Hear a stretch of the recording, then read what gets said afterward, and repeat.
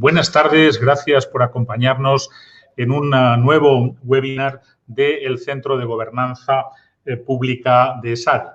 Hoy contamos con personas de excepción, personas que van a compartir con nosotros experiencias y aprendizajes de un año gobernando la pandemia. Tenemos con nosotros a Salvador Illa, bien conocido, por supuesto, por parte de todos, y también a Nekane Murga, que fue consejera de Sanidad del Gobierno vasco hasta hasta finales del año pasado, hasta mediados del año pasado. Dejadme que dé un breve perfil biográfico de ambos.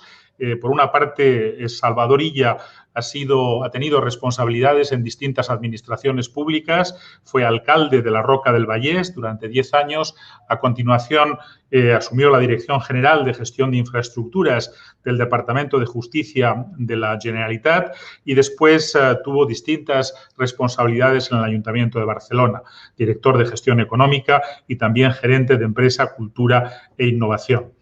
Desde noviembre del año 2016 y hasta enero del 2021 fue secretario de organización del Partido de los Socialistas de Cataluña, asumiendo a partir de ahí la responsabilidad de dirigir el Ministerio de Sanidad del Gobierno de España. Ha sido candidato del Partido Socialista de Cataluña a la presidencia de la Generalitat en las elecciones del pasado 14 de febrero y actualmente es el presidente del Grupo Parlamentario de Socialistas y Units per Avançar. En el caso de Nekane Murga, es licenciada en Medicina y Cirugía por la Universidad del País Vasco, es doctora en Medicina con la calificación de apto cum laude, obteniendo la tesis que realizó en el año 91 el Premio Extraordinario de Ciencias de la Salud en la UPV.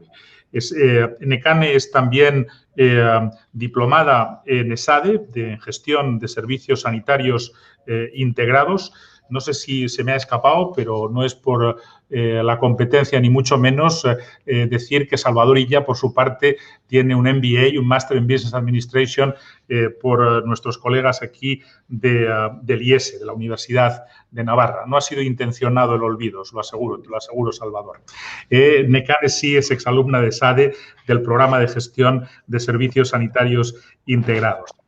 Ha desempeñado su actividad profesional en el Servicio Vasco de Salud, llegando a ser jefe de sección de cardiología clínica. Ha tenido también actividad importante en asociaciones profesionales, ha sido presidenta de la sección de cardiología clínica y extrahospitalaria de la Sociedad Española de Cardiología del 2006 al 2011 y coordinadora también del Grupo de Trabajo de Mujeres en Cardiología del 2013 al 2016, profesora asociada de la Universidad del País Vasco, del Departamento de Medicina, Patología General. También ha participado en programas de intercambio con el Reino Unido y es en el año 2017 cuando ingresa en el Gobierno vasco como directora de Planificación, Ordenación y Evaluación Sanitaria y asume la responsabilidad de consejera de Salud en el año 2019. Por lo tanto, Salvador y Nekane coinciden al frente de sus respectivas responsabilidades cuando se inicia la pandemia y asumen, este desafío gigantesco de gestión pública que, hay que decir, nadie nos esperábamos en su magnitud y en sus consecuencias de todo tipo. Me consta que trabaron una buena relación, que a pesar de venir de procedencias diferentes, se apreciaron mutuamente, trabajaron muy bien mutuamente, se escucharon y entiendo que aprendieron a lo largo de esta experiencia el uno del otro. Pensamos que en este sentido era valioso poder juntarles y poder dialogar con ellos sobre estas lecciones aprendidas de la pandemia. Con la finalidad de animar la discusión, tenemos también con nosotros al profesor Francisco Longo. Es bien conocido por parte de todos los que seguimos los temas de gobernanza pública. Es profesor de SADEGOV, del Centro de Gobernanza Pública, y además me consta que ha sido profesor de Nekane Murga en el programa de servicios sanitarios integrados y también conoce a Salvador Illa desde hace muchos años. Yo sin más, Paco, estaré escuchando en la medida de lo posible, pero dejo en tus manos el debate y quisiera terminar agradeciendo tanto a Salvador como a Nekane su participación y su disponibilidad para estar esta tarde con nosotros. Gracias a ambos. Muchas gracias, Koldo. Muchas gracias. Para mí es realmente un placer compartir esta conversación con Salvador Illa y Nekane Murga. Es difícil encontrar personas más cualificadas para ayudarnos a entender mejor lo que pueden haber sido los principales aprendizajes para la gestión pública, para el gobierno, de una crisis de esta envergadura. Salvador nos acompaña en el campus de SADE en Barcelona, Nekane lo hace desde Bilbao, en este caso, a través de Internet. Para arrancar la conversación, que yo espero que fluya de manera natural alrededor de un conjunto de temas de interés, me gustaría preguntar, en primer lugar, a Salvador y luego a Nekane, sin solución de continuidad, ¿hasta qué punto y en qué momento erais conscientes de lo que se os venía encima? Bueno, pues en primer lugar, muchas gracias por la invitación. Buenas tardes. Un saludo muy cordial también a Nekane. Ya estamos acostumbrados, ¿verdad, querida Nekane, a vernos a través de pantalla. Tenemos pendiente hacerlo presencialmente. Y bueno, pues yo por poner una fecha, ¿no?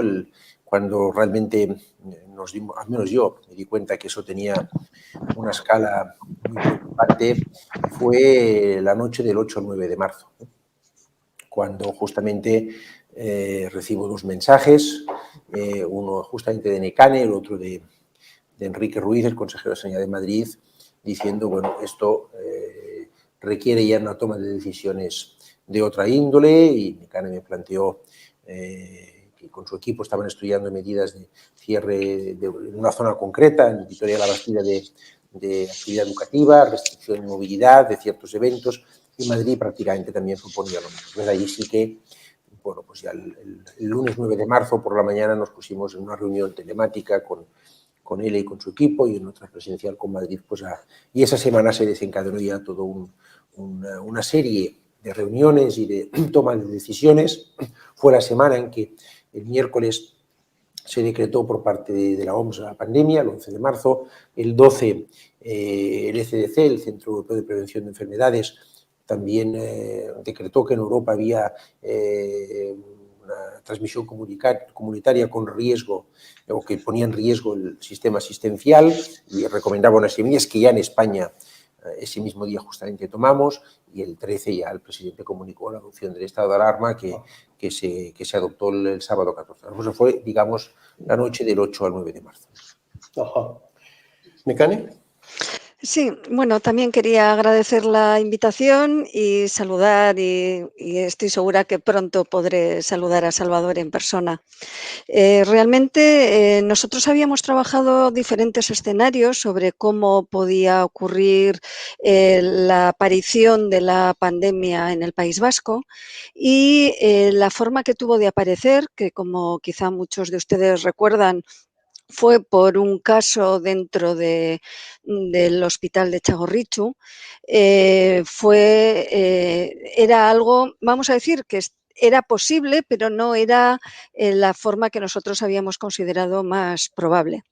Esta aparición por un profesional que además había generado una serie de contactos internos dentro del hospital y con pacientes, hizo que yo, cuando se comprobó este primer caso positivo, acudiera al hospital. Esto era, creo recordar, el 28 de febrero, y empezara a ver cómo teníamos que realizar unos cambios organizativos muy importantes, movilizando pacientes, poniéndoles en habitaciones de aislamiento, cómo había muchos profesionales en 48 horas, 24 profesionales de un servicio de medicina interna quedaron en sus domicilios por aislamiento.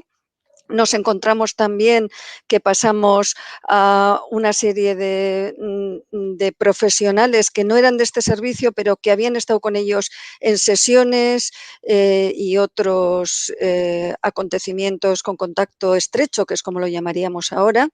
Cómo teníamos también reuniones de profesionales. Había una reunión de microbiólogos donde habían estado cerca de 15 profesionales y estábamos pendientes de ver si alguno de ellos volvía a ser positivo. Había habido también una reunión de neurólogos. Entonces, vamos a decir que ese fin de semana y los primeros días de marzo fui consciente de que realmente este escenario de aparición de la pandemia de forma ordenada, con unos centros de referencia, con unos test a realizar y con capacidad de ordenar el sistema sanitario y con baja repercusión en los profesionales, no era la realidad, sino que su aparición era insidiosa, era dentro del propio sistema, nos estaba haciendo en pocos días a cientos, decenas de profesionales ponerlos en aislamiento y, por lo tanto, que este golpe dentro, como dije yo en rueda de prensa, en el corazón del sistema, con una aparición dentro de los hospitales, era algo que en los consecutivos días fue apareciendo en el resto y después se vio en el resto de comunidades autónomas, me hizo ver que realmente la situación era de un altísimo riesgo y gravedad.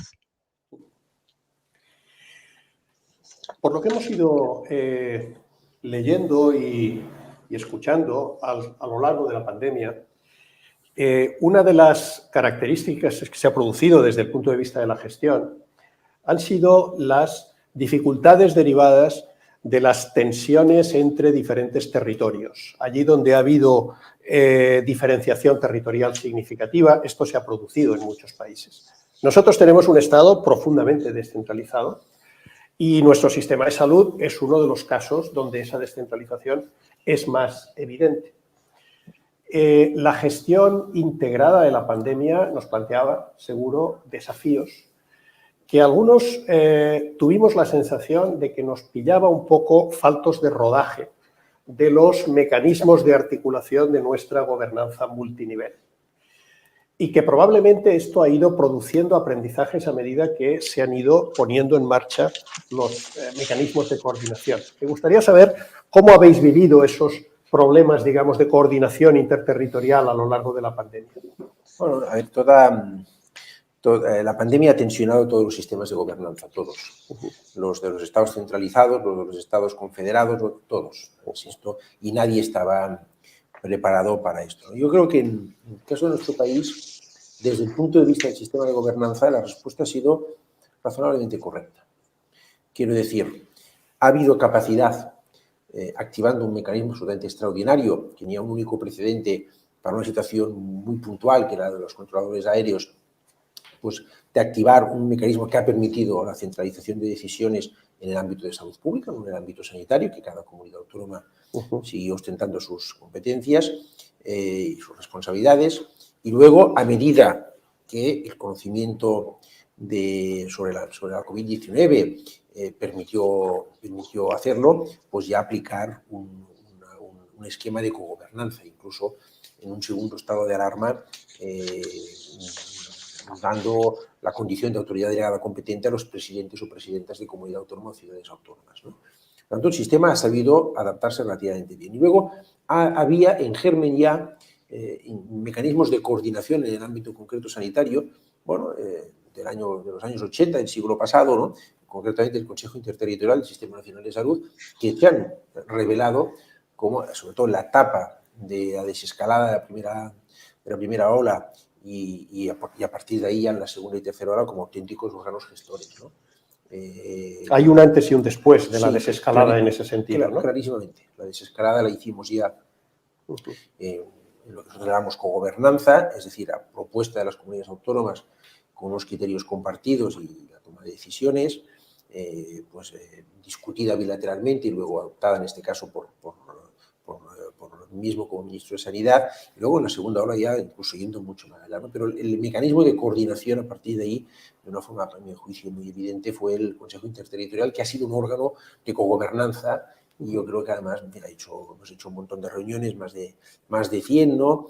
Y además con un nivel, al menos esa es mi percepción, ¿no?, de complicidad entre los distintos gestores sanitarios, entre todos los colegas de las comunidades autónomas, conmigo mismo, bueno, pues muy alto, y yo creo que ahí ha habido un aprendizaje por parte de todos, sin duda, por la parte del Gobierno de España, del que yo formaba parte, sin duda. ¿Cómo lo has vivido, Nekane, desde la comunidad autónoma? Bueno, yo puedo decir que he participado en muchas de esas reuniones, bueno, en todas las que hasta el día 10 de septiembre, que es la fecha en que dejé de ser consejera. Puedo decir que nosotros participábamos como comunidad con expertos en salud pública que acudían a realizar todos los protocolos, que sé que su forma de trabajar era totalmente, vamos a decir, colaborativa y en coordinación con el equipo de salud pública de otras comunidades y a nivel central. Y por mi parte tenía también una excelente relación y entre todos los de las comunidades autónomas tomamos decisiones, nos sentíamos respaldados, teníamos problemas comunes, pero la gestión de la sanidad requiere formar equipos locales. Yo tenía en momentos concretos situaciones totalmente diferentes en un área sanitaria y en otra.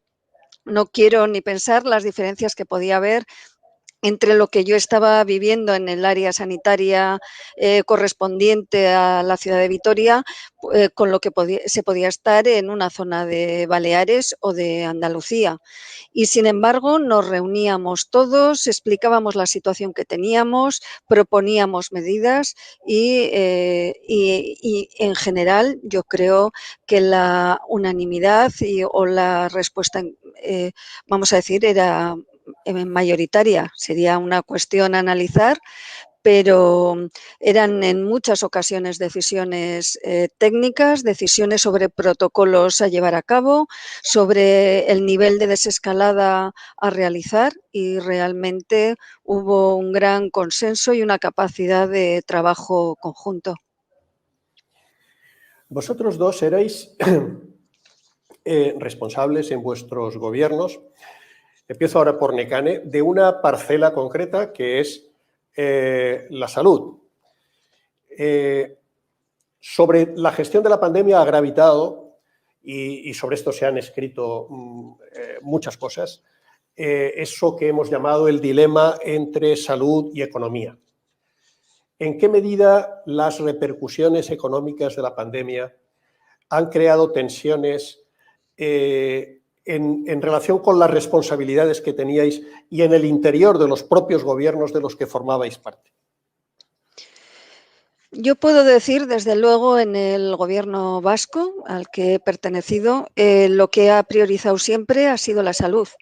También es cierto que una de las cosas que hemos tenido siempre es un alto grado de incertidumbre, porque tampoco se conocía la repercusión que podía tener determinadas medidas en frenar la pandemia. Y por lo tanto, cuando íbamos a realizar una medida con alta repercusión económica, pues siempre sopesábamos desde el punto de vista de salud qué creíamos que iba a provocar esa medida. Por lo tanto, siempre se ha priorizado la salud y en momentos de incertidumbre y de tener que decidir medidas, pues se hacían valoraciones de escalar y de hacer medidas progresivas para evitar una repercusión económica que pudiera ser evitada. Sí, en el caso del Gobierno de España, pues lo mismo, ¿no? Nunca hubo una discusión sobre qué priorizar. Estuvo claro que el objetivo era salvar vidas y por lo tanto por la salud. Ahora, es verdad que la salud tiene un impacto evidente, ¿no?, en la economía, y que la economía al mismo tiempo es el primer determinante de la salud. Es decir, un país pobre normalmente tiene menos salud que un país rico, ¿no? Por tanto, desde estrictamente el ámbito de salud, pues había que analizar todos los aspectos, pero no hubo en el Gobierno de España, ni yo percibí en la fase inicial tampoco en los gobiernos de las comunidades autónomas, ninguna duda al respecto. Había que actuar para salvar vidas, para atajar la pandemia, y con esos criterios se actuó. Sí, sin embargo, sois conscientes de que este es un tema que llegó al debate político y que... Sí, es verdad, y bueno, yo recuerdo quizá el momento, en fin, cuando se decidió, en los días previos a la Semana Santa del año 2020, ¿no? Aumentar el nivel no de confinamiento, que ya estábamos en confinamiento domiciliario, pero sí, bueno, pues aumentar un nivel, el cierre de algunas actividades económicas, las no esenciales en concreto, con lo del permiso recuperable obligatorio, sí, retribuido, ¿no? Bueno, pues se tomó esa medida porque los modelos que manejábamos en aquel momento indicaban que, de no tomarse la medida de forma inmediata por un periodo de 15 días, que en parte coincidió con la Semana Santa y por tanto minoró su impacto, bueno, pues nos podían desbordar las unidades de cuidados intensivos. Entonces ahí no hubo ninguna duda. Hubo, ante la evidencia de que podía eso, la certeza nunca había, pero de que eso era verosímil que pasara, se adoptó, y luego, ya que se podía, se desescaló, y la desescalada se hizo también con criterios de mucha prudencia. Pero al menos en el gobierno de España, y insisto, en la fase inicial yo también detecté que esto era así en las comunidades autónomas, esto era, claro, normal, que los sectores económicos más afectados, en fin, pero esto siempre estuvo claro. Otra área de debate sobre la que hemos transitado también a lo largo de estos meses ha sido la relación entre política y ciencia, entre gobierno y expertos, para entendernos. Me gustaría conocer vuestra opinión, así un poco con carácter general, porque sobre todo esto se han dicho múltiples cosas. Hay quienes han echado de menos más presencia de los expertos, hay quienes han reivindicado el que al fin y al cabo las decisiones de gobierno son fundamentalmente decisiones políticas, por asesoradas que se encuentren. Se ha discutido sobre la existencia de un asesoramiento científico más o menos importante. ¿Cuál es vuestra percepción en este sentido? Mi percepción es que en la fase inicial sí que hubo algunos países de importancia relevante que optaron por enfoques, en fin, que no se podrían calificar de prociencia. Reino Unido, ¿no? Inmunidad por rebaño, Estados Unidos con la presidencia de Trump, Brasil con Bolsonaro. Otros que estaban en el otro extremo, como Suecia, por ejemplo. Exactamente. Nosotros siempre adoptamos ahí no hubo tampoco debate, por tener como base de la toma de decisiones la ciencia. En sentido amplio, quiero decir, los expertos en salud pública y todos los colectivos de la ciencia que nos llevan proporcionando información. Y de hacerlo además por aquellas personas que tienen la obligación de proporcionar, en el caso del Gobierno de España, pues la Dirección General de Salud Pública y el director del Centro de Coordinación de Alertas y Emergencias Sanitarias, Fernando Simón, ¿no? Con todos los equipos de salud pública. Por lo tanto, hubo de entrada aquí, no en otras partes, un enfoque pro-ciencia. Luego las decisiones también, eso no hubo duda, las tomamos los políticos. Pero, evidentemente, con información proporcionada con los técnicos, y en el estado de alarma, diariamente había una reunión en la sede de Moncloa, presidida por el presidente del Gobierno, con las autoridades delegadas competentes y un técnico de cada una de esas 4 de las autoridades delegadas competentes. En mi caso me acompañaba Fernando Simón, se informaba, se daba la información, se recomendaba por parte de las autoridades delegadas competentes las medidas que había que tomar, se debatían y se tomaban la decisión política, por tanto, pero evidentemente con una base científica. Y es verdad que la propia ciencia ha ido descubriendo y ha ido proporcionando información sobre la COVID, y en nuestro caso al menos siempre hemos ido adaptando las decisiones a esta mayor información que había. A veces, pues sí, contándole a la gente, pues mire, hasta este día no veíamos necesario el uso de mascarilla, a partir de ahora tenemos evidencia de que hay que hacerlo. Sí, Nekane, ¿cuál es tu punto de vista? Sí, yo también quiero comentar que en todo momento nos hemos apoyado en los conocimientos científicos y en expertos, pero que también hay expertos de diferente tipo. Tenemos expertos en salud pública que, como he mencionado, hay una comisión a nivel del Ministerio donde acudían de la mayoría de las comunidades autónomas y donde se tomaban, junto a Fernando Simón, se proponían y se hacía un análisis de la situación general. Nosotros en el País Vasco tenemos el Consejo Asesor, también formado por expertos en epidemiología, salud pública, virología, que también tenían conmigo reuniones periódicas y hacíamos un seguimiento. Por supuesto, las decisiones que se hicieron para montar laboratorios, para determinar pruebas, se hacían con microbiólogos y virólogos, pero también la gestión para ser capaces de multiplicar por 3 el número de camas de UCI, pues se hizo junto a los responsables y a los que trabajan en las UCIs, y los gerentes, los directores médicos participaron también en la transformación del sistema sanitario. Contamos con grandes profesionales técnicos en muchos campos, en salud pública, epidemiología, virología, y han colaborado cada uno en su parcela.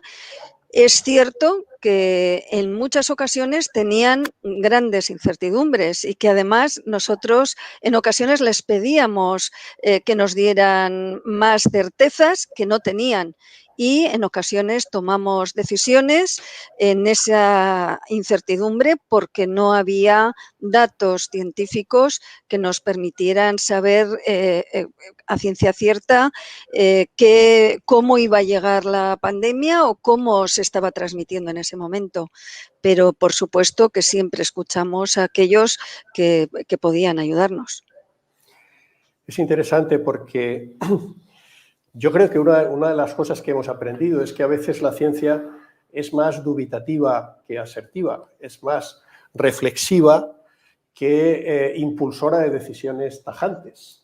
Y, por lo tanto, deja a la política un campo abierto a veces importante, ¿verdad? Lo peor era no tomar decisiones. Quiero decir, lo más difícil, al menos desde mi punto de vista, en la fase inicial era justamente la toma de decisiones en un escenario de incertidumbre, sin datos fiables, sin saber muy bien. Pero lo peor era no tomar decisiones, había que tomarlas, ¿no? Y bueno, la ciencia, los expertos nos proporcionaban la información que tienen, nos aconsejaban, pero a la última decisión, en fin, yo me hago responsable de todas las decisiones que tomé como ministro de Sanidad, solo faltaría, ¿no? Pero es verdad que sin ellos, sin escucharlos a ellos, hubiera sido mucho más difícil y una temeridad, ¿no? Hay un tema de gestión pública que en esta casa y en el instituto que organiza esta conversación nos interesa mucho, que es la colaboración público-privada. Este es otro tema que ha ido apareciendo en la gobernanza de esta pandemia. ¿Hasta qué punto hemos aprendido cosas sobre la colaboración público-privada en la gestión de la pandemia? Bueno, yo creo que hay lecciones claras que extraer, ¿no? En la primera fase, todo esto no se planteó sobre la base de la voluntariedad, ¿no? Sino que se planteó sobre la base de que pusimos todos los recursos del Estado, todos al servicio del combate contra la pandemia, ¿no? Y, por tanto, toda la sanidad privada, en una de las primeras órdenes que yo firmé, se puso a las órdenes de la sanidad pública, pero todo el resto de recursos, a nivel de producción industrial, a nivel de capacidades científicas, todo se puso. Lo recuerdo. Lo que pasa es que el ámbito, por ejemplo, de la industria nacional, la farmacéutica, la sanidad privada, actuó de una forma muy responsable. Muy responsable. Y hubo ejemplos muy impresionantes, ¿no? Otro ámbito, por ejemplo, fue la adaptación de la industria a la fabricación de aquellos productos que hasta aquel momento parecían productos pues banales, las mascarillas que se pusieron a fabricar, ¿no? O las iniciativas para adaptar, por el caso que yo, en fin, los primeros, pero no el único, como SEAT transformó una planta de fabricación de parabrisas en una planta de fabricación de respiradores, ¿no? O los apoyos que recibimos importantes y relevantes del ámbito del sector privado, de la logística, en toda la acción de compra de material sanitario, respiradores, productos de EPIs, equipos de protección individual en el mercado asiático, ¿no? Que era donde comprábamos todos, ¿no? Compraba el Estado, pero hubo un apoyo. Por lo tanto, hubo una movilización al servicio de lo público, pero hubo también un comportamiento, a mi juicio, ejemplar del ámbito privado, ¿no? Sí. Nekane, ¿coincides? Sí, coincido plenamente. Yo me reuní con las principales empresas sanitarias privadas que hay en la Comunidad Autónoma Vasca y con mutuas y con hospitales, con responsables de hospitales. Y puedo decir que se integraron totalmente en la red sanitaria pública en ese momento.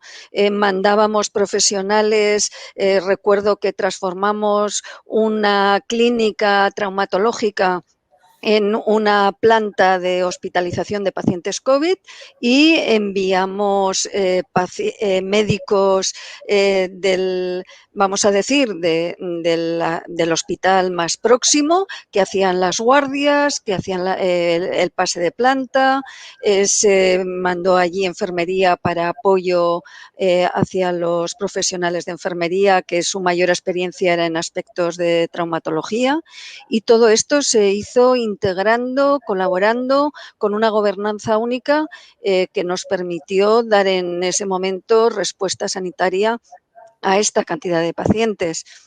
Por otra parte, la industria, también quiero recordar cómo nosotros desde la SPRI, que es una, vamos a decir, que apoya a la industria vasca en el exterior, nos ayudó a hacer compras y la gestión de avales y compras de material sanitario y de su transporte hasta el sistema sanitario vasco. Entonces, la coordinación y el trabajo realmente de lo público y lo privado es un ejemplo en aquellos meses. Sí, en la gestión de esta crisis ha habido decisiones y conductas que correspondían a los gobiernos y al aparato administrativo, y no pocas, y no de poca importancia, sin duda alguna. Pero una parte del protagonismo de esos comportamientos tenía que ser de los ciudadanos. Es decir, por mucho que hicieran las autoridades, era difícil contener la pandemia sin impulsar conductas en los ciudadanos que muchas de ellas no se pueden imponer de manera drástica. Todo esto ponía la comunicación en primer plano. Yo estoy convencido de que esto ha sido motivo de preocupación para vosotros. En definitiva, el cómo conseguir conductas ciudadanas voluntarias que permitieran combatir eficazmente la pandemia. Bueno, aquí lo primero, el comportamiento de la ciudadanía española ha sido ejemplar, ¿no?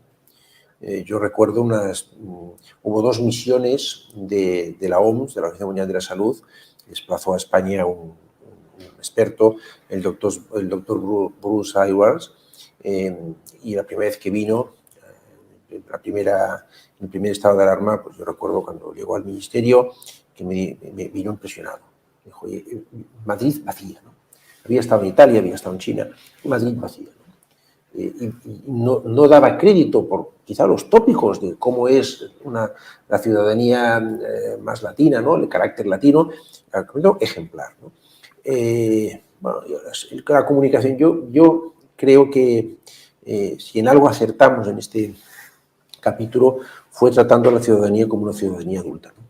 Cuando a la gente le pides sacrificios tan importantes como estar casi 100 días confinado en su vivienda, ¿no? En su casa, a veces viviendas, pues en fin, pues reducidas, ¿no? Y le pides además, pues en fin, que muchas veces que cierre su negocio, ¿no? Si le pides sacrificios muy importantes, la gente tiene derecho a conocer por qué le pides esto, en base a qué información y qué perspectiva tienes de cómo evoluciona esto. Entonces, se hacía una comunicación diaria, de base técnica. Cada mañana había una rueda de prensa del doctor Simón y los otros técnicos de cada uno de los ámbitos delegados. Las comunidades autónomas también hacían sus comunicaciones, ¿no? Y luego había una comunicación más política de explicar las razones que había, ¿no? Y era una comunicación directa. Digamos, se admitían preguntas de los medios de comunicación, pero era directamente los que teníamos la responsabilidad de la toma de decisiones, explicar directamente en una base diaria a la ciudadanía el porqué de las cosas. Naturalmente, aquí siempre hay fin, espacios de mejora, pero yo creo que, bueno, la gente vio que le proporcionábamos la información que dábamos, vio que esto era una cuestión que ocurría igual en todas partes del mundo y que había una transparencia por parte de la explicación desde el gobierno, ¿no? Yo creo que esto fue la clave. Sí, la primera crisis auténticamente global, seguramente, que hemos vivido estas generaciones, porque todos teníamos información prácticamente en tiempo real de lo que pasaba no solo en España, sino en muchos otros países, ¿verdad? Todo el mundo, y a veces aquí entramos también en una especie de competición, ¿no? Bueno, que esto tampoco lo estamos viendo ahora de una forma más gráfica, quizá en las vacunas, ¿no? Pero al final, yo al menos, en fin, lo que compartía con mis colegas de las comunidades autónomas, que nos acostumbrábamos a llamar los domingos por la tarde para tener una charla más reposada, y con lo que compartía con mis colegas europeos, todos veíamos que milagros no había, que atajos no había. Y cuántas veces se nos puso el ejemplo, pues que un país determinado lo hacía muy bien y al cabo de un mes y medio, o incluso en nuestro propio país, comunidades autónomas. Autónomas que yo recuerdo, pues en fin, que pues, pasaban por un mal momento y luego, bueno, por tanto, atajos ni soluciones milagrosas no ha habido. Ha habido aplicar los criterios que muchas veces antiguos que nos proporcionaba la ciencia. Un confinamiento no es una medida tecnológica, es una medida, clásica para combatir pandemias, ¿no? Pues ha habido que aplicar esto y ha habido que hacerlo, eso sí, con los medios que tenemos ahora, que son superiores a los que habían en épocas anteriores. Claro. ¿Y en Euskadi, Nekane?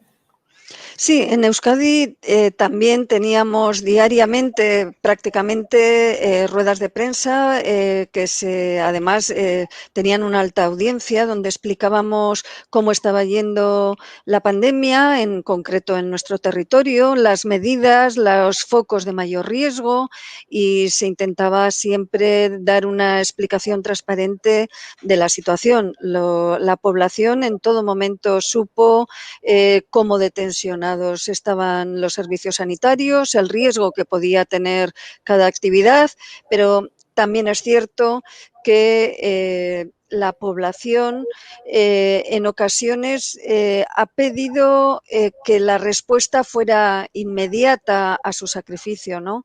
Y eso ha generado en ocasiones una sensación como de que no estar haciendo lo correcto cuando se estaba haciendo. Hay que recordar que desde que empezó el confinamiento hasta que bajaron el número de infectados y bajó el número de personas en UCI, pasaron semanas. Y posteriormente, cuando pedíamos a un municipio, a un área, un confinamiento, un cribado, pues en ocasiones se pedía mayor inmediatez. Este germen nos ha enseñado, como ha dicho Salvador, que no hay atajos, que las medidas tienen que mantenerse, que acciones muy puntuales y cortas tienen la respuesta, y la población y para todos esto pues es complejo. Ajá. ¿Creéis que la pandemia cambiará la sanidad y los servicios sociales de nuestro país? Y si es así, ¿en qué? Yo creo que sí, ¿no? Yo creo que había una inercia, digamos, continuista en la sanidad pública, que es, a mi juicio, la política pública más exitosa de la democracia, que ha, digamos, muy bien valorada por la ciudadanía, pero había una cierta inercia de continuidad, ¿no? Que hemos redescubierto lo impresionantemente positivo que es tener una sanidad pública universal, gratuita, ¿no? Que vamos a dedicarle más recursos, que se ha revalorizado esta política pública y que estamos dispuestos. Es decir, yo creo que mis colegas tuvieron, digamos, lo mismo que yo, digamos, en términos de discusión pública, mucho menos trabajo a la hora de defender los presupuestos de sanidad que había de quedar a la sanidad para el ejercicio 2021 que en el año para el ejercicio 2020, ¿no? Que ya hay una conciencia de que hay que dedicarle más recursos, y luego creo que también se va a valorizar más el ámbito de salud pública, que concentran de ordinario pocos recursos en el ámbito sanitario, y luego también yo creo que todo el ámbito de residencias para gente mayor, pues también habrá que repensar el modelo y evolucionar, ¿no? Como mínimo estas tres cosas me parece que son lecciones claras. Hay más, pero esas tres, digamos, que se deducen de esta pandemia, ¿no? Sí, Nekane. Sí, yo también creo que la sanidad se ha fortalecido, aunque parezca una paradoja con esta pandemia, porque todo el mundo reconoce lo que está realizando y la respuesta que está siendo capaz de dar ya en la primera ola, pero de forma mantenida. Llevamos más de un año con lo que llamamos una elevada tensión interna, pero con una respuesta de calidad. Se ha aumentado el trabajo en red entre comunidades, pero sobre todo entre los profesionales y entre los centros de las propias comunidades. Se trabaja más de forma corporativa y esto va a fortalecer todavía más los servicios sanitarios. La integración de primaria con los hospitales y con el sistema social es algo que va a fortalecer el sistema y que esta pandemia está demostrando que es necesaria, pero que nos está permitiendo trabajar en ello. Durante toda la crisis hemos tenido a la red de atención primaria que ha dado respuesta a las necesidades de los centros sociosanitarios y, por supuesto, todas aquellas personas más frágiles con mayor necesidad, como pueden ser las personas que viven en centros de apoyo, pues precisan unas condiciones sanitarias, son los más vulnerables y se prepararán estos centros para futuras situaciones de crisis como ha sido esta. Sí. Algunos hablaban ya antes de la pandemia de que teníamos un cierto reto con el posicionamiento de la primaria dentro del sistema de salud. Yo soy de los que alguna cosa había dicho al respecto, como fruto del envejecimiento, de la cronificación de la enfermedad y un poco de la propia estructura del sistema. Seguramente la pandemia viene a ratificar que tenemos cosas que hacer para fortalecer la atención primaria, ¿no? ¿Os parece así? Sí. Perdón, Sí. Sí. Bueno, la atención primaria en el caso del País Vasco ha sido clave para poder dar una respuesta de calidad durante todo el proceso y especialmente en la primera ola. Fuimos capaces de sectorizar, de hacer centros específicos, de hacerles de alta resolución con capacidad de hacer el diagnóstico, el seguimiento, la atención domiciliaria de las personas que no precisaban servicios de urgencias hospitalarios y esto fue clave. Después son los que están colaborando con la red de rastreo para el seguimiento de la mayoría de los pacientes que padecen COVID. La red de atención primaria yo creo que está demostrando su capacidad y va a salir fortalecida de esta pandemia. Sí, completamente. Es decir, es una de las señas de identidad del sistema sanitario español, ¿no? Una red muy importante de atención primaria. Ahora lo estamos viviendo con la vacunación, por ejemplo. Efectivamente, aquí nunca contemplamos la necesidad de recurrir ni a otras redes logísticas ni a otros cuerpos de funcionarios del Estado para vacunar, porque hay mucha capilaridad en el sistema y mucha capacidad de vacunar. Entonces, es una de las señas de identidad y es verdad que tiene que reforzarse desde un punto de vista humano, pero también desde un punto de vista tecnológico, ¿no? Y quizá también que le demos todos mayor consideración. A veces puede parecer mucho más espectacular, ¿no? Una operación, un trasplante de no sé qué órgano en un hospital es muy importante, lógicamente, el papel de los centros hospitalarios, de la medicina puntera en el sistema, pero la atención primaria o la salud pública, que hace una tarea más preventivista, hemos visto que tienen un valor incalculable, ¿no? Nos cansamos de decir que tiene que ser la puerta de entrada en el sistema, pero luego la gente sigue yendo todavía a urgencias a los hospitales. Efectivamente. Y entonces esto requiere, bueno, pues una dotación tecnológica adecuada, una mayor dotación de recursos humanos y una mayor valorización dentro del propio sistema de estos recursos, ¿no?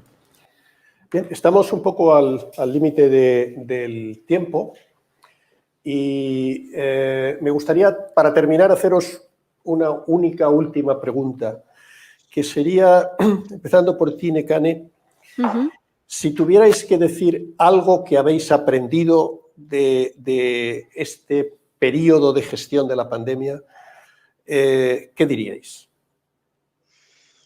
Bueno, que los profesionales son la clave, que tenemos un sistema sanitario con unos profesionales en todos los estamentos que han sido capaces de dar la respuesta que necesitábamos y que si queremos fortalecer el sistema sanitario público, pues hay que apoyar a sus profesionales, apoyarles con ilusión, con motivación, con una adecuada carrera profesional interna en la organización y esta es la forma, cuidar a nuestros profesionales que son la clave.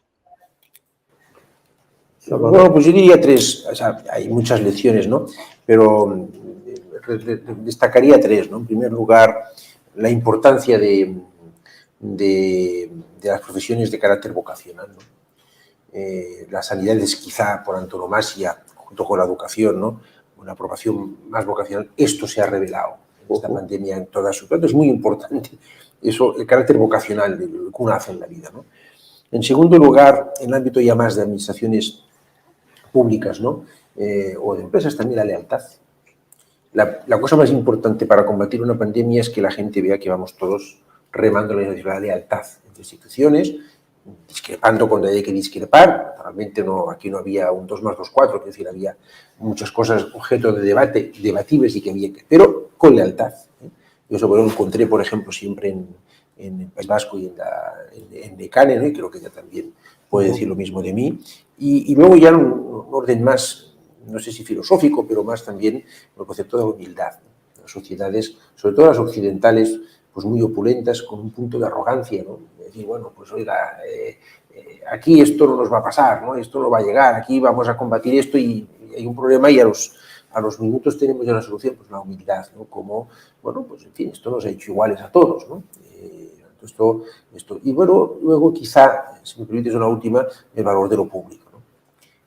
Que no es contrario a la iniciativa privada, pero también nuestras sociedades son muy individualistas, ¿no? Yo voy a solucionármelo yo a mí mismo y esto, una pandemia, o lo solucionamos en todo el mundo, o vamos todos juntos, o no admite soluciones parciales, ni dependen del estatus social, ni dependen del poder adquisitivo, dependen de que nos organicemos colectivamente todos y que sepamos ir todos juntos, ¿no? Que son quizás las 4 cosas que destacaría, ¿no? Muy bien, pues con esto sí hemos llegado al final. Yo creo que ha sido extremadamente interesante escucharos, asistir a esta conversación. Os ha correspondido no ya hablar de incertidumbre, que de eso hablamos todos, sino gestionar en un contexto de incertidumbre, y eso realmente no lo hacemos todos. Eso a vosotros os ha tocado hacerlo y verdaderamente eso plantea un escenario de dificultad enorme. Gestionar en tiempos turbulentos supone afrontar dilemas, y los dilemas, como decía un autor irlandés, no se resuelven, se gestionan. Y se buscan zonas de equilibrio, que muchas veces son zonas grises, y eso en política y en gestión pública en general es extremadamente difícil.